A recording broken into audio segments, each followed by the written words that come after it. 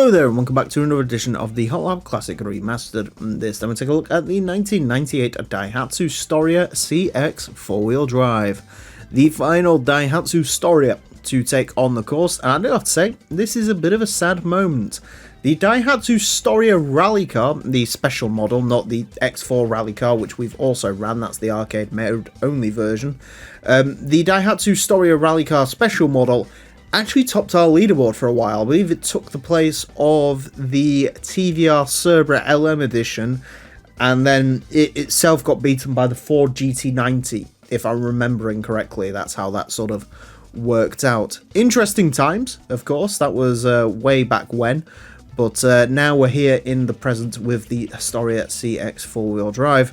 We've seen the CX 2-wheel drive go around, that went around a while ago, and that was a very quick car indeed. So can the 4-wheel drive follow in those shoes?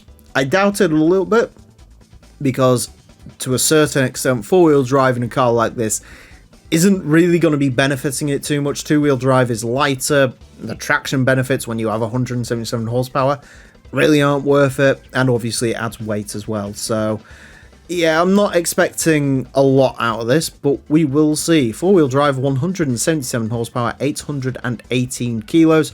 Of note, the X4 is slightly more powerful and slightly lighter, but that does have a different engine and a different gearbox. So it'd be interesting to see if this can compete with that. This is a 5-speed, which leads me to believe it is a manual Storia. They did come in manual. And I think this one also would have the Toyota Yaris 1-litre engine in it. Anyways, to find out how the Storia CX 4-wheel drive gets along, it's going to be getting 6 laps of the Motorsports Lander track in order to set the best time it possibly can. Our current leader is from another key car brand, the Suzuki Cultus Pikes Peak version. That car set time at 26.540. This one unlikely to beat that. In terms of where this is going to go, Daihatsu Storia X4 set a time of a 31.430. The X4 arcade mode rally car set a time of a 31.185, and then the 2-wheel drive just snuck into under 31 seconds with a 30.998. So there you go. Cool thing with this Storia CX 4-wheel drive over the X4, and the reason I would pick it over the X4 is it comes in cool colours, like this green. There's also the bright yellow, which I want to say, oh no, I don't think you would have seen the bright yellow actually, because we haven't run. Well, either way, there's bright yellow, there's greens, there's blues, there's all sorts of cool colours. It also carries over to the race mod as well, has a bunch of interesting cool colours, which we saw when we ran the 2-wheel drive initially. I believe we had the lime green on that one. In fact, come to think of it, I'm trying to remember what colour we ran the Toyota Vitz in, but I think that means everything that has a Vitz engine in this series has ran in green, if that's the case, which is a weird fact for you, but an interesting one. Yeah, I would sort of pick in between the bright yellow and the sort of weird greeny colour of this. To be perfectly honest, I forgot that I ran the 2-wheel drive with the racing mod, so I thought we'd already seen the yellow, so that's why I went for the green. But the green's cool, so I'm not going to complain. You know, both colours are just as cool as each other. They don't discriminate between yellow and green, they look great together. And as you know, green's obviously, well, it's the colour of the channel for a reason. I do like the colour green. So far, this is driving basically as I would expect.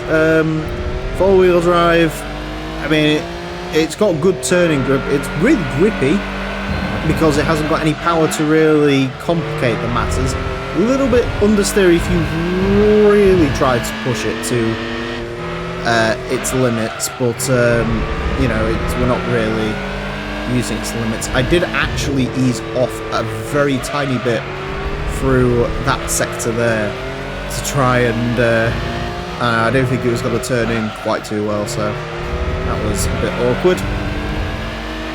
But to the line, 31.680, we're not going to improve. 31.496, that means it is very slightly slower than the X4. I'm trying to remember what that is. 31.430 for the X4, 31.496 for this. Again, admittedly, this should, on paper, be slower because it weighs slightly more and doesn't have as much power, so I'll say that. It does make sense. A bit of a shame that the CX 4-wheel drive couldn't follow in the footsteps of the 2-wheel drive model, but the ropes sometimes. But still, considering what this vehicle is, that is actually a pretty impressive lap time. A 31.496 will place this into 392nd place. Interestingly, it is only just slower than the Toyota Vitz. If this had the race mod on it, the Vitz would be in trouble. It's also only slightly slower than the Mitsubishi FTO and the Acura GSR.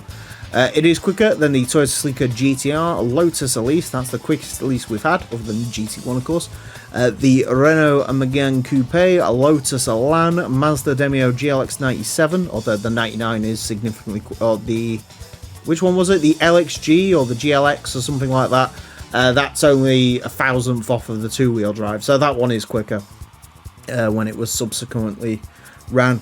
It's quicker than the quickest Nissan Pulsar, quicker than the Mugen Civic Ferio, quicker than the Volkswagen Lupo.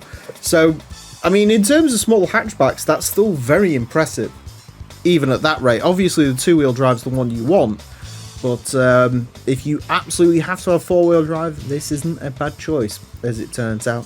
And to be honest with you, from what I remember, this drives a little bit better than the X4 as well, so I'd probably have this over the X4. Anyways, that's it for this episode. Thank you all very much for watching. Join me next time when I'll be joining something completely different. Until then, farewell.